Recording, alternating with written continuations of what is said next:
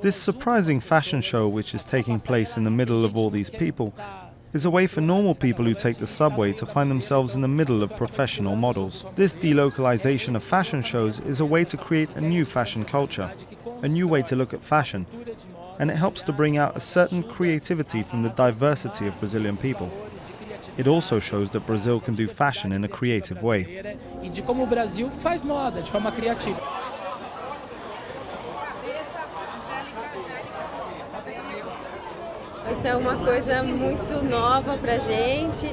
It's something new for us, but it's really nice to be able to interact with the public in a different way, to get out of the fashion showrooms and go on the street. Because in the end, fashion starts on the podiums, but then ends up on the street.